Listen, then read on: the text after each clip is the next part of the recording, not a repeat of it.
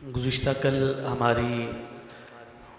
تلاوت کا اختتام سورہ احزاب کے ابتدائی حصے پر ہوا تھا، اور جو آخری آیات کل تلاوت کی گئیں اس میں بالاہتمام نبی اکرم صلی اللہ علیہ وآلہ وسلم کی ازواج امہات المؤمنین سے قرآن کا مخاطبت اور قرآن کا کلام ہے۔ اس خطاب اور اس مکالمے کا کچھ حصہ 21ویں پارے کے آخر میں ہے، اور بقیہ کچھ حصہ اس کا 22ویں پارے کے ابتدا اور آغاز میں ہے۔ ان آیات کے پس منظر کے حوالے سے اور شان نزول کے حوالے سے احادیث جو وارد ہوئیں، اس کا خلاصہ یہ ہے کہ جب فتوحات کا سلسلہ دوام پکڑنے لگا اور بہت سارے مارکوں میں مسلمانوں کو فتح نصیب ہوئی اور مال غنیمت کے ذریعے سے تنگی دور ہونے لگی، تو اس وقت نبی اکرم صلی اللہ علیہ وآلہ وسلم کی ازواج جو ہماری مائیں ہیں، انہوں نے نبی اکرم صلی اللہ علیہ وسلم کی خدمت میں یہ عرض کی تھی کہ ہمارے وظیفے اور نفقہ میں کچھ اضافہ کر دیا جائے، کہ اب آسودگی کی جانب سفر ہے اور وہ جو کلفت کے مراحل تھے اور تنگیاں تھیں وہ دور ہو گئی ہیں۔ تو اس کے جواب میں اللہ رب العزت نے ان آیات کو نازل فرمایا اور دو باتوں میں سے کسی ایک کو اختیار کرنے کا ازواج مطہرات کو حکم دیا۔ پہلی بات یہ تھی کہ یا تو وہ خوشحال زندگی گزارنے کے لیے نبی اکرم صلی اللہ علیہ وآلہ وسلم سے جدائی کو اختیار کر لیں، یا پھر حضور علیہ الصلوۃ والسلام کی مرضی کے مطابق اختیاری فقر کو اختیار کر کے اپنی آخرت کے آرام کا انتظام کر لیں۔ تو ان دو اختیارات میں سے ہماری ماؤں نے جو امہات المومنین ہیں، جن کی عزت، عفت، عصمت اور طہارت سب کے لیے مسلم ہے، ان تمام ازواج نے راحت، سکون اور خوشحالی کی بجائے حضور علیہ الصلوۃ والسلام کا قرب اور آقا کائنات صلی اللہ علیہ وسلم کی معیت کو مقدم جانا، اور اس بنیاد پر یہ آیات ساری کی ساری نازل ہوئیں، اور اللہ رب العزت نے ان میں ازواج کی اس خوبصورت شان کو بیان فرمایا کہ انہوں نے دنیا کے مقابلے میں آخرت کو ترجیح دی ہے۔ یہ اس کا پورا خلاصہ اور لب لباب ہے جو آیات ازواج مطہرات کی شان میں نازل ہوئی ہیں۔ فضیلت کے ساتھ ساتھ پھر ان پر کچھ احکام بھی بیان کیے گئے۔ پہلا یہ حکم نازل ہوا کہ مردوں کے ساتھ بات کرتے ہوئے لوچ دار لہجہ اختیار نہ کیا جائے۔ مفسرین کا اس بات پر اتفاق ہے کہ یہ جو احکام جن کا براہ راست تعلق ازواج مطہرات اور امہات المومنین اور ہماری ماؤں کے ساتھ ہے، کلام ان سے کر کے امت کی جملہ عورتوں کو پیغام اور ان کے لیے حکم ذکر کیا گیا ہے۔ مخاطبت خاص ہے، لیکن جو حکم اس سے وارد ہوا ہے وہ عام ہے۔ تو اب جب یہاں یہ ذکر کیا گیا، حضور کی ازواج کو یہ کہا گیا کہ مردوں کے ساتھ لوچ دار لہجے میں بات نہیں کرنی، تو گویا کہ یہ حکم ساری امت کی عورتوں کو دیا گیا ہے۔ کسی کے ذہن میں خیال اور گمان پیدا ہو سکتا ہے کہ ہماری ماؤں کی گفتگو میں کوئی لوچ دار انداز ہوگا، نہیں، تصور بھی نہیں ہو سکتا۔ خطاب ان سے ہے، چونکہ بات ان کی چل رہی تھی، پیغام پھر عام عورتوں کو دیا گیا۔ آج آپ دیکھ لیجئے کہ ہمارے معاشرے میں کسی بھی انسٹیٹیوٹ میں، کسی بھی ادارے میں، کسی بھی فرم میں، کسی بھی جگہ پر، کسی مقام پر آپ چلے جائیں تو کوشش یہ کی جا رہی ہوتی ہے کہ ریسیپشن پر کسی خاتون کو بٹھایا جائے، اور پھر اس خاتون کو بٹھایا جائے کہ جس کی عمر کی ایج لمٹ یہ ہو۔ پھر اس میں بھی پیورٹی اس کو دی جا رہی ہے کہ اس کا انداز تخاطب کیسا ہے، اس کا ایکسنٹ کیسا ہے، لوگوں کو اپنی جانب اٹریکٹ کرنے کی اس میں صلاحیت اور کیپیبلٹی کتنی ہے۔ یہ آج کے مسلمان کا مطمع نظر اور ایک طرح سے اس کا یوں سمجھیے کہ ذہن کا رجحان ہے، اور قرآن یہ کہتا ہے کہ جو مسلمان عورت ہے اس کو اس بات کی بھی اجازت نہیں ہے کہ وہ کسی مرد کے ساتھ کسی ایسے لہجے میں بات کرے یا ایسے لفظوں کا انتخاب کرے کہ جس کی وجہ سے وہ مرد اس کی جانب متوجہ ہو۔ ہمیں اس پر ضرور غور اور فکر کرنا چاہیے۔ دوسرا حکم نازل فرمایا کہ بلا ضرورت گھر سے باہر نہ نکلیں، کیونکہ مسلمان عورت کا اصل اور محفوظ ٹھکانہ اس کا گھر ہی ہے۔ تیسرا فرمایا کہ زمانہ جاہلیت کی خواتین کی طرح اپنی زینت اور اپنے ستر کا اظہار کرتے ہوئے باہر نہ نکلیں۔ چوتھا یہ کہ نماز کی پابندی کریں، اپنی زکوٰۃ کو ادا کیا کریں، چھٹا یہ کہ اللہ اور اس کے رسول کی اطاعت کریں، اور ساتواں یہ کہ قرآن کریم کی آیات کی تلاوت اور احادیث کا تذکرہ کیا کریں، یعنی اس سے فقہ کے علم کے حصول کی جانب اشارہ کیا گیا۔ ان تمام کو ذکر کرنے کے بعد وہ خاص حکم نازل ہوا جو گزشتہ آیات میں اس کا ربط اور تعلق موجود ہے کل کی آیت میں، جہاں کہ ادعوہم لآبائہم ہوا اقسط عند اللہ کہہ کر اللہ رب العزت نے یہ اعلان فرمایا کہ جس کو مخاطبت کرنی ہے اس کے اصل باپ کے ساتھ کرنی ہے۔ لے پالک بچے اور گود لیے ہوئے بچے کو اپنا نام دینا اس سے ممانعت قرار دی گئی، اور پھر اس کی جو اصل تھی وہ آج کی تلاوت میں ہے۔ آیت ہم نے کل تلاوت کر لی تھی لیکن وہ مضمون آگے اسی طرح سے بڑھ رہا ہے۔ آقائے کائنات صلی اللہ علیہ وسلم کی پھوپھی ذات بہن ہیں جناب زینب، ان کا نکاح آقائے کائنات صلی اللہ علیہ وسلم نے کروایا تھا حضرت زید بن حارثہ سے، جو آقائے کائنات صلی اللہ علیہ وسلم کے آزاد کردہ غلام بھی ہیں اور متبنہ ہیں۔ متبنہ سے مراد منہ بولا بیٹا، تو زید بن حارثہ کی جگہ اب زید بن محمد مشہور ہو گئے تھے کہ یہ محمد صلی اللہ علیہ وسلم کے بیٹے ہیں، اتنی محبت دی تھی ایک غلام کو۔ تو ان کا جب نکاح سیدہ زینب سے ہوا تو دونوں کا نباہ نہ ہو سکا،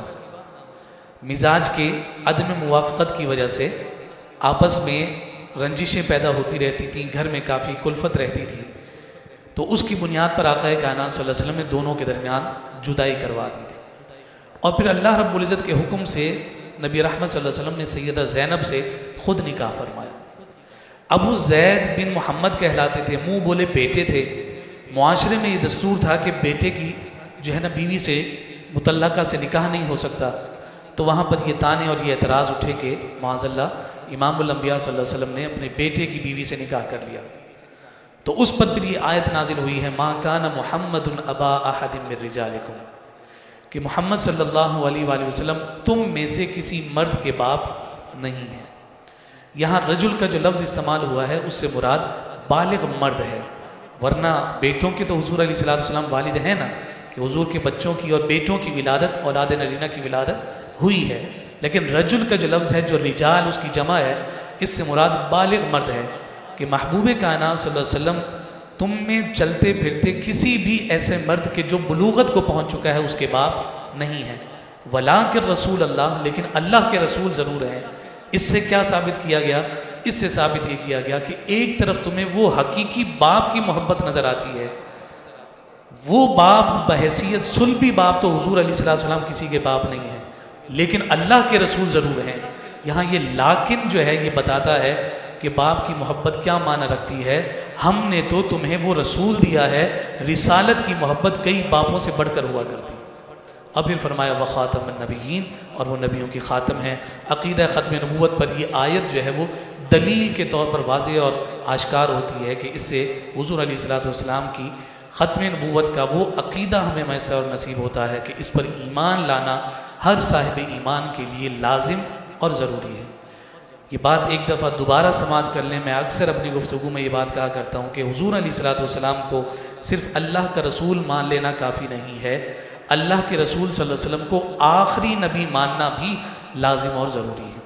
کوئی اگر یہ کہتا ہے کہ میں انہیں اللہ کا رسول مانتا ہوں لیکن آخری نہیں مانتا، وہ مسلمان نہیں ہو سکتا۔ اس لیے حضور علیہ السلام کی ختم نبوت ہمارے ایمان کی بنیاد اور اساس ہے۔ یہ گویا کہ ایسا ہی ہے کہ اگر کوئی ختم نبوت کا انکار کرتا ہے وہ ایسا ہی ہے جیسے اللہ کے ایک ہونے کا انکار کرتا ہے، جیسے رب کے ایک ہونے کا انکار کرنے والا دائرہ اسلام سے خارج ہے، اسی طرح سے اگر کوئی حضور کے بعد کسی کو نبی مانتا ہے وہ بھی دائرہ اسلام سے خارج ہے، کافر ہے، اس کا اسلام کے ساتھ کوئی تعلق نہیں ہے۔ اس عقیدہ ختم نبوت کی حساسیت کو ہمیں سمجھنے کی حاجت اور ضرورت ہے۔ پھر نبی رحمت صلی اللہ علیہ وآلہ وسلم کے امت پر جو احسانات ہیں اور جو خصوصیات ہیں ان کا ذکر فرمایا گیا ہے کہ آپ سراج ہیں، آپ منیر ہیں، آپ شاہد ہیں، آپ مبشر ہیں، آپ نذیر ہیں۔ یہ ساری صفات نبی رحمت صلی اللہ علیہ وسلم کی بیان کی گئی ہیں، اور ان تمام کو ذکر کرنے کے بعد آگے ہم دیکھتے ہیں کہ 3 آداب پھر دوبارہ ذکر کیے گئے، اور یہ ایسے آداب تھے کہ جو زمانہ جاہلیت میں بھی اس سے لوگ آشنا نہیں تھے۔ پہلا ادب یہ ہے کہ کسی کے گھر میں داخل ہونے سے پہلے اجازت لی جائے گی۔ دوسرا یہ ہے کہ کسی کے گھر اگر تم مہمان بن کر جاؤ، کسی کے گھر تم اگر دعوت پر جاؤ تو جب تم کھانے سے فارغ ہو جاؤ تو پھر غیر ضروری باتوں میں مشغول ہو کر صاحب خانہ کا وقت ضائع مت کیا کرو۔ یہ ادب سکھایا گیا، لیکن اس کا پس منظر ہم دیکھتے ہیں تو اتنا خوبصورت اور شاندار ہے۔ یہ ولیمے کی مجلس تھی، نبی رحمت صلی اللہ علیہ وسلم کا نکاح ہوا جناب سیدہ زینب سے، پھر ولیمہ رکھا گیا، ولیمے میں صحابہ کو دعوت دی، صحابہ حضور کے گھر میں مہمان تھے، آقا کائنات صلی اللہ علیہ وسلم نے کھانا پیش کیا۔ اب کریم لجپال ہوں، ان کا گھر ہو، کس کا دل کرے گا اٹھنے کا؟ اور حضور اتنے کریم مہربان ہیں کہ کسی کو کہتے بھی نہیں کہ کافی وقت ہو گیا چلے جاؤ۔ اللہ رب العزت نے یہاں جو جملے ارشاد فرمایا، قرآن کی نص ہے، واللہ لا یستحیی من الحق، میرا محبوب تو اپنی نرم قلبی کی وجہ سے تم پر جو وہ رؤوف اور رحیم ہے اس کی وجہ سے وہ تم سے نہیں کہہ سکتا کہ اٹھ کر جاؤ، لا یستحیی من الحق، لیکن تمہارا جو رب ہے وہ حق کہنے سے کبھی نہیں کتراتا۔ وہ رب کہ جسے محبوب کائنات صلی اللہ علیہ وسلم کے ملال کا اتنا احساس اور اندازہ ہو، بتائیے کہ وہ رب اپنے محبوب سے کس قدر پیار فرماتا ہے۔ واللہ لا یستحیی من الحق کہہ کر یہ ایک ادب بھی یہاں بیان ہوا، اور پھر یہ عام بیان ہو گیا کہ کسی کے گھر بھی اب دعوت میں جانا ہے تو اب اتنا ہی وقت اس کے گھر بسر کرنا ہے کہ کہیں ایسا نہ ہو کہ تم اس کے پر بوجھ بننے لگو۔ اسے ذکر کرنے کے بعد تیسرا حکم غیر محرم خواتین کے حوالے سے ذکر کیا گیا کہ اگر تمہیں ان سے کوئی چیز مانگنے کی ضرورت پیش آ جائے تو پھر پس پردہ مانگا کرو، بغیر حجاب ان کے سامنے نہ آیا کرو۔ یہ تمام باتوں کو ذکر کرنے کے بعد درود و سلام کی وہ خوبصورت آیت جسے آیت درود کہا جاتا ہے، ان اللہ و ملائکتہ یصلون علی النبی یا ایھا الذین آمنوا صلوا علیہ وسلموا تسلیما صلی اللہ علیہ وآلہ وسلم۔ یہ آیت مبارکہ نازل ہوئی، حضرت ابو طلحہ رضی اللہ تعالیٰ عنہ کہتے ہیں کہ ہم حضور کی خدمت میں حاضر ہوئے تو دیکھا کہ حضور مسکرا رہے تھے، حضور کا چہرہ بشاشت میں جو ہے نظر آ رہا تھا، ایک فرحت کی سی کیفیت تھی، چہرہ مزید چمک رہا تھا، چمکتا تو ویسے ہی تھا لیکن خوشی کے آثار کہتے ہیں کہ ہمیں اور اپنی جانب کھینچ رہے تھے۔ کہتے ہیں اللہ کہ حضور سے ہم نے دریافت کیا، یا رسول اللہ آج ویسے ہی آپ اتنے سونے ہیں، آج تو اور زیادہ سونے لگ رہے ہیں، وجہ کیا ہے؟ اس کے جواب میں حضور علیہ السلام نے فرمایا کہ کیا میں اس بات پر خوش نہ ہوں کہ جو فرشتہ میرے پاس پیغام لے کر آیا؟ صحابہ نے عرض کی یا رسول اللہ کیا پیغام لے کر آیا؟ فرمایا کہ اللہ رب العزت نے پیغام بھیجا ہے کہ محبوب کیا آپ اس بات پر خوش نہیں ہیں کہ آپ کا امتی اگر کوئی آپ پر درود بھیجے، وہ درود آپ پر بھیجے گا، آپ کا رب اس درود بھیجنے والے پر 10 رحمتیں نازل فرمائے گا۔ فرمایا کہ پھر رب ذوالجلال نے فرشتوں کے ذریعے مجھ سے دریافت کیا ہے محبوب کیا آپ اس بات پر راضی نہیں ہیں کہ آپ کا غلام آپ پر ایک بار سلام بھیجے اور بھیجے سلام وہ آپ پر اور میں رب ہو کر اس پر 10 مرتبہ سلامتی بھیجوں؟ تو حضور علیہ السلام نے فرمایا کہ مجھے اس بات پر خوشی ہے کہ میرا امتی میرے ساتھ تعلق جوڑے گا، رب ذوالجلال اس پر اپنی رحمت بھی نازل کرے گا، اس پر سلامتی بھی نازل فرمائے۔ تو یہ آیت درود بھی آج کی تلاوت میں۔ پھر ہر مسلمان خاتون جو ہے اس کو پردے کا حکم دیا گیا، اس کی آیات بھی نازل ہو گئی۔ پہلے جتنے احکام آ رہے تھے وہ امہات المومنین سے اختصاص رکھ کر اس کا حکم عموم پر یعنی ساری عورتوں پر تھا، اب یہاں پر یوں سمجھیے کہ بالکل مخاطبت عام خواتین کے ساتھ ہو گئی اور تمام کے لیے حجاب کی فرضیت کے احکام کو نازل کیا گیا۔ فرمایا کہ خواہ وہ بیوی ہو یا بیٹی، بہن ہو یا ماں، فرمایا کہ اسے اس حجاب کو اختیار کرنا ہے جسے اختیار کر کے وہ نامحرم کے سامنے جا سکتی ہے، یعنی بغیر پردے کے ان کے سامنے نہیں جائے گی۔ یہاں پھر اس کے ضمن میں حجاب کے چند شرعی قیودات کو ذکر کیا گیا، یعنی جو پردہ ہے، جو حجاب ہے، کسے حجاب کہیں گے؟ ہم نے پہلے بات کی تھی کہ لباس کسے لباس کہیں گے، 8ویں پارے میں یہ بات ہوئی تھی، خذوا زینتکم عند کل مسجد کی جب ہم بات کر رہے تھے کہ مسجد میں جب آؤ تو اپنے آپ کو زینت دے کر آؤ، تو اس میں جب لباس کی بات ہوئی تھی تو اس وقت ہم نے 3 شرائط رکھی تھی کہ کس کو لباس کہا جائے گا۔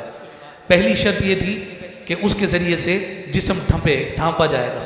دوسری شرط یہ تھی کہ اس سے زینت ہوگی، اور تیسری شرط یہ ہے کہ اس لباس کے ذریعے سے موسم کے اثرات کو قابو کیا جائے گا۔ گرمی میں ہم ٹھنڈے کپڑے پہنیں گے اور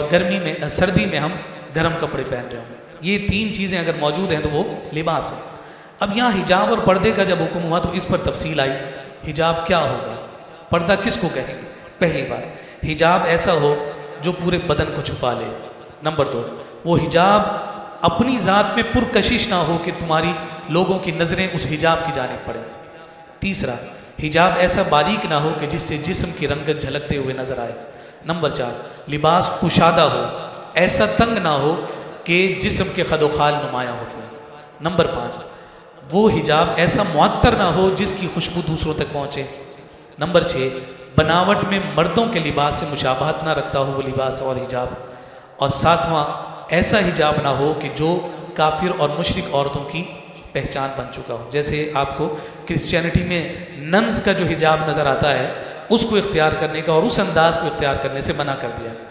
جبکہ وہ پورا حجاب ہے، اس میں ساری شرائط ہیں، لیکن چونکہ موافقت قائم ہو رہی ہے، فرمایا کہ ویسا حجاب بھی نہیں کیا جائے کہ جو غیر مسلموں کی جانب متوجہ ہوتا ہو۔ یہ ساری شرائط حجاب کے حوالے سے ذکر کی گئیں۔ ہماری مائیں، بہنیں اور بیٹیاں اوپر سماعت کر رہی ہیں، ایسے حجاب کو حجاب کہا جائے گا، وگرنہ لاکھ حجاب کے بعد بھی وہ بے پردگی ہی ہوگی۔ اس پر تفصیلی کلام ہو سکتا ہے لیکن وقت نہیں۔ اگلی سورت سورہ سبا ہے، اور یہ اہل سبا کے تذکرے، جو ملکہ بلقیس والا معاملہ ہم نے 19ویں پارے میں پڑھا، وہ اہل سبا اور جناب داؤد اور جناب سلیمان علیہ السلام کا ذکر یہاں پر دوبارہ آیا۔ یہ مکی صورت ہے، اور اس کی خصوصیت اس کی یہ ہے کہ ہم پہلے بھی بیان کر چکے ہیں، 5 صورتیں ایسی ہیں جو الحمدللہ سے شروع ہوتی ہیں۔ ایک تھی سورہ فاتحہ، دوسری تھی سورہ انعام، تیسری یہ، چوتھی اس کے بعد آئے گی، اور ایک اور ہے سورہ کہف، 15ویں پارے کی سورہ کہف۔ یہ 5 صورتیں ہیں جو الحمدللہ سے شروع ہوتی ہیں۔ تو پہلے پارے میں، پھر اس کے بعد سورہ انعام 7ویں پارے میں، پھر اس کے بعد سورہ کہف 15ویں پارے میں، اور پھر اس کے بعد یہ 2 ایک ساتھ 22ویں پارے میں سورہ سبا۔ شاکر اور کافر کا تقابل اور موازنہ کیا گیا ہے۔ شاکر سے مراد جناب داؤد و سلیمان ہے، اور کافر سے مراد جو ہے وہ اہل سبا، جب اتنے سارے انعامات کے بعد بھی نافرمانی کی جانب گئے تو ان کی جانب اشارہ کیا گیا۔ حضرت داؤد اور حضرت سلیمان علیہ السلام کی خصوصیات کو بیان کیا گیا ہے کہ داؤد علیہ السلام کو ہم نے ایسی زبان عطا کی ہے، وہ کلام کرتے ہیں تو جناب ہواؤں میں پرندے رک جاتے ہیں، سمندر میں جو مچھلیاں ہیں وہ تیرنا بھول جاتی ہیں، اور وہ زبور کی تلاوت کو سماعت کر کے اللہ کے کلام پر واہ واہ کر رہی ہوتی ہیں۔ پھر داؤد علیہ السلام کی یہ شان بھی بیان کی گئی، لوگ ہتھوڑے سے ٹھوک ٹھوک کر لوہے کو سیدھا کیا کرتے، اسٹیل کو سیدھا کیا کرتے، لیکن داؤد علیہ السلام کے ہاتھ میں یہ قوت تھی کہ آپ کے ہاتھ میں وہ لوہا آ کر نرم ہو جاتا تھا۔ فرمایا کہ انہوں نے ایک کارخانہ بنا رکھا تھا کہ جو انسانیت اور دنیا کی پہلی اسٹیل مل تھی کہ جہاں زرہیں بنا کرتی تھی۔ یہ داؤد علیہ السلام کی شان ذکر کرنے کے بعد حضرت سلیمان علیہ السلام کی باتیں ہوئیں۔ پرندوں کی بولی جانتے تھے، ان کے پاس ایسا تخت تھا کہ جو تمہارے جہازوں سے بھی زیادہ تیزی کے ساتھ سفر کرتا ہے، اور یہ سب ذکر کیا، اور فرمایا کہ انہیں اتنی نعمتیں دی، پھر اس کے بعد بھی وہ ہمارا ہی شکر ادا کرنے والے ہیں، یعنی شاکرین میں ان دونوں ہستیوں کا تذکرہ ہوا۔ پھر اہل سبا کی بات کی گئی کہ ہم نے ان کو رزق میں فراوانی دی، ان کو صحت افزا آب و ہوا دی، ان کی زمین کو زرخیز بنایا، پھلدار باغات جیسی نعمتیں عطا کی۔ اتنے باغات تھے، فرمایا کہ لوگ میلوں چلتے رہتے تھے، دائیں اور بائیں باغ ہی باغ ہوا کرتے۔ اتنا کچھ ہم نے ان کو عطا کیا، یہاں تک کہ ان کی عقل کو ہم نے یہ فہم دیا کہ اس دور میں انہوں نے ڈیم بنایا تھا، سد معارف جس کا نام رکھا انہوں نے، ڈیم بنایا، اس کے اندر وہ اپنے بارش کا پانی جمع کر لیا کرتے تھے، لیکن جب نافرمانی پر آئے تو اسی ڈیم کی دیوار کو توڑا، اور وہ سارا کا سارا علاقہ جو ہے اسی پانی کی نظر ہو گیا۔ فرمایا کہ یہ یقیناً جو ہے وہ تقابل جب کیا جائے تو یہ کفار ہیں، اور کافرین کو عذاب اسی طرح سے دیا جاتا ہے۔ پھر ایک وجہ ذکر کی گئی کہ ان کے کفر کی بنیادی وجہ کیا بنی، کہا کہ ان کی بنیادی وجہ ثروت اور غنا ہے، کشادگی، مال کی جب کشادگی آ جاتی ہے، غنا آ جاتا ہے، ثروت آ جاتا ہے، تو یہ بھی ایک آزمائش اور امتحان ہوا کرتا ہے۔ جب یہ آزمائش اور امتحان بن جائے تو پھر اس کے بعد اس بات کو ملحوظ خاطر رکھنا بہت زیادہ ضروری ہوتا ہے کہ جب آپ ثروت کی کیفیت میں ہیں، آپ غنا کی کیفیت میں ہیں، وہاں زیادہ اس بات کو ملحوظ رکھا جائے گا کہ کس چیز کو کہاں پر کتنا اور کیسے خرچ کیا جائے۔ فرمایا کہ یہ ثروت و غنا میں ایسے مبتلا ہو گئے کہ جہاں ان کا من چاہتا تھا، یعنی گناہ میں بھی یہ مال خرچ کر رہے ہیں تو اس پر بھی کہتے تھے کہ ہمارا مال ہے، ہمیں کیا پرواہ۔ تو فرمایا کہ یہ اصحاب مال و اولاد جو اپنے اس پر فخر کرتے ہیں، نہ وہ دنیا کے عذاب سے ان کی مال اور ان کی اولاد ان کو بچا سکتی ہے، اور نہ ہی آخرت کے عذاب۔ یہ سب ذکر کرنے کے بعد اگلی سورت سورہ فاطر ہے، اور فاطر کا معنی ہے پیدا کرنے والا۔ چونکہ آغاز ہوتا ہے الحمدللہ فاطر السماوات والارض، تو اسی وجہ سے اس سورہ کا نام فاطر بیان کیا گیا۔ اللہ رب العزت کا خشیت، اس کے خوف رکھنے والے لوگ کون ہیں؟ پہلی ذکر کی گئی کہ جو علم والے ہیں، انما یخشی اللہ من عبادہ العلماء، جو علم رکھنے والے لوگ ہیں، جو علماء ہیں، وہ اللہ کا خوف رکھنے والے ہیں۔ دوسرا فرمایا کہ جو ہر چیز کو گہرائی میں جا کر سوچتے ہیں اور اس گہرائی میں سوچنے سے اپنے رب کو تلاش کرنے کی کوشش کرتے ہیں، وہ بھی خشیت اور خوف رکھنے والے ہیں۔ اور ساتھ جو حقائق پر پڑے ہوئے پردے اٹھا سکتے ہیں، یعنی آپ کو یہ نظر آتا ہے کہ بہت سارے ایسے محققین ہمیں نظر آتے ہیں کہ جناب وہ دین میں تلاش کچھ اور کر رہے ہوتے ہیں، لیکن حقیقت سے آگہی ہونے کے بعد ہوتے غیر مسلم ہیں، لیکن اسلام کا نور اور اسلام کی دولت انہیں میسر آ جاتی ہے، اور پھر وہ عام مسلمان سے کئی بڑھ کر وہ مسلمان ثابت ہو رہے ہوتے ہیں۔ ہمیں تو فور گرانٹڈ میسر آ گیا، ہم تو پیدا ہوئے تو ہم مسلمان تھے، ہمیں قدر اور قیمت نہیں پتا کہ اسلام ہے کیا چیز۔ ہم تو پیدا ہوئے تھے تو آ کر مؤذن صاحب نے خوشخبری دے دی تھی، مبارک ہو محمد عربی کے غلام پیدا ہوئے ہو۔ ان سے پوچھیں کہ جنہیں پہلے گمراہی حاصل تھی لیکن پھر انہیں ہدایت کا نور میسر آیا، اور پھر انہوں نے تقابل کیا ہم پہلے کیا تھے اور اب کیا ہیں، تو پھر اس پر وہ صبح و شام اللہ کا شکریہ ادا کرتے ہوئے نظر آتے ہیں۔ وہ صحابی کے جو حضور کی خدمت میں آئے تھے اور کہنے لگے یا رسول اللہ زمانہ جاہلیت کی ایک بات مجھے جب یاد آتی ہے تو رلا دیتی ہے، اور دوسری بات ایسی ہے کہ جب یاد آتی ہے تو مجھے ہنسا دیتی ہے۔ تو حضور نے جب دریافت کیا تو انہوں نے کہا کہ جس بات پر مجھے ہنسی آتی ہے وہ یہ ہے کہ میں سفر پر جا رہا تھا، اپنے ساتھ بھاری اپنا خدا مورتی اور بت لے کر نہیں جا سکتا تھا، وزن زیادہ ہو جاتا ہے، خدا کو کندھے پر اٹھاتا پھروں گا۔ میں نے ایسا کیا کہ آٹا گوندا اور آٹے کو جو ہے مورتی بنا کر اسے سکھا لیا اور اپنے ساتھ ڈال لیا۔ ایک جگہ پہنچا کہ زیادہ راہ ختم ہو گیا اور اب کھانے پینے کو جب کچھ نہیں بچا تو ذہن میں خیال پیدا ہوا آج خدا کام نہیں آئے گا تو پھر کب کام آئے گا؟ کہا وہی جو آٹے کی مورتی بنی ہوئی تھی اسی میں پانی چھڑکا، اسے گوندا اور کھا گیا۔ مجھے ہنسی آتی ہے کہ مجھ پر ایک وقت ایسا بھی گزرا کہ میں اپنے خدا کو خود کھا گیا۔ حضور اس پر مسکرائے، اور پھر اس کے بعد حضور نے فرمایا کہ رونا کس بات پر آتا ہے؟ کہتے ہیں مجھے رونا اس بات پر آتا ہے یا رسول اللہ، میری چھوٹی سی بچی تھی، میں جب سفر پر جا رہا تھا، میری عورت اور بیوی حاملہ تھی، میں جب واپس آیا تو وہ بیٹی کو جنم دے چکی تھی، اور بیٹی اس کیفیت میں تھی کہ وہ اپنے ٹوٹے ہوئے لفظوں کے ساتھ مجھے بابا کہتی تھی، لیکن میں اتنا سنگ دل تھا کہ میں نے اپنے ہاتھوں سے گڑھا کھود کر اسے گڑھے میں گرا کر مار دیا تھا۔ حضور کی آنکھوں میں بھی آنسو تھے اور آقا کائنات اس سے بار بار سنتے تھے اور حضور روتے تھے، اور رو کر گویا کہ یہ بات اور اس بات کا اعلان فرما رہے تھے لوگوں تمہیں عزت اور تکریم صرف دین دے گا۔ وہ میری مائیں بہنیں اور بیٹیاں جو سمجھتی ہیں کہ اسلام ہم پر پابندی لگا دی، انہیں یہ سوچنا چاہیے کہ اگر یہ اسلام نہ آتا تو آج بھی اسی طرح سے زندہ درگور ہو رہی ہوتی۔ اسلام نے اس عورت کو شان دی، بازار میں ماں بکتی تھی اوکاس کے میلے میں، باپ مر جاتا تھا تو ماں کو کوئی اپنے گھر میں نہیں رکھتا تھا، اسے بازار میں جا کر لونڈی بنا کر بیچ دیا جاتا تھا، وراثت میں تقسیم کر دی جاتی تھی۔ اس ماں کو اللہ رب العزت کے حبیب نے شان دی، زندہ درگور ہوتی ہے یہ عورت، میرے رسول نے اسے مقام اور مرتبہ عطا کیا تو فرمایا الجنت تحت اقدام الامہات۔ تم سمجھتے ہو یہ عورت منحوس ہے، میں تمہیں بتاتا ہوں اس کی شان کیا ہے، جنت نیچے رہ گئی ہے، اللہ رب العزت نے اس کا مقام بلند کر دیا ہے۔ بیٹو اور بیٹیوں اگر تمہیں جنت چاہیے تو اپنی ماں کی خدمت کرو، رب تمہیں جنت عطا فرما دے۔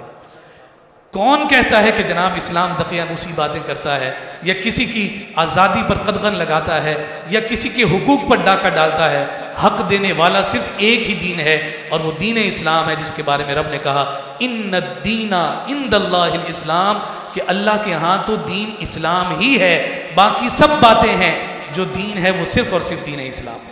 اس لیے اسلام سے منحرف ہونے کی بجائے یا اسلام سے کراہیت کھانے کی بجائے اسلام کے اصل چہرے کو اپنے سامنے رکھنا چاہیے۔ یہی وہ اسلام ہے جس کی عزت اور توقیر کی بنیاد پر آج مسلمان اتنا گر گیا ہے کہ اپنا تعارف بحیثیت مسلمان کروانے سے کترا رہا ہوتا ہے۔ اتنی پستی نہیں ہونی چاہیے، باطل کی اتنی مروبیت نہیں ہونی چاہیے۔ یہ شان تو اس صحابی کی نظر آتی ہے کہ جب کسی بادشاہ کے دربار میں کھانا کھا رہے تھے اور کھانا کھاتے ہوئے ان کے ہاتھ سے لقمہ نیچے گر گیا تو آپ نے اسے اٹھا کر صاف کیا اور کھا لیا۔ سامنے بیٹھے ہوئے لوگ جب دیکھ کر ہنسنے لگے تو انہوں نے کہا لاکھ تم ہنسو، میرے رسول کی سنت ہے، تمہارے جلال اور تمہاری شان و شوکت کی وجہ سے رسول کی سنت چھوڑ دوں، ایسا کبھی نہیں ہو سکتا۔ ان جذبوں کو ذرا پیدا کرنے کی کوشش کریں، پھر دیکھیے کہ اسلام پر فخر اور اسلام پر عمل کر کے ہمیں کیا شان و شوکت نصیب اور میسر ہوتی ہے۔ یہ ساری باتیں ذکر کرنے کے بعد امت محمدیہ کی فضیلت کو بیان کیا گیا۔ 3 گروہ تقسیم ہوئے، ظالم، مقتصد اور ثابت۔ پہلا ظالم گناہگار مسلمان ہیں جن کے گناہ ان کی نیکیوں سے زیادہ ہیں۔ مقتصد یعنی وہ میانہ روی والے کہ جن کے حسنات اور سیئات دونوں برابر ہیں۔ اور سابق وہ سچے مومن جو اطاعت اور بندگی میں سب سے سبقت لے گئے۔ فرمایا کہ یہ 3 طبقات مسلمانوں میں قائم ہوں گے، لیکن بالآخر ہم ان تینوں کو جنت میں داخل کریں گے، ایمان کی شرط کے ساتھ۔ جو اس دنیا سے چلا گیا اپنی سزا پانے کے بعد بالآخر اس نے جنت میں داخل ہونا ہے۔ یہ کیفیات قیامت کے دن ان 3 طبقات کے ساتھ بنیں گی۔ ہمیں یہ غور کرنا ہے قیامت کے دن ہم ان 3 میں سے کن کے ساتھ کھڑے ہونے والے ہیں۔ اللہ رب العزت احتساب عمل کی توفیق عطا فرمائے۔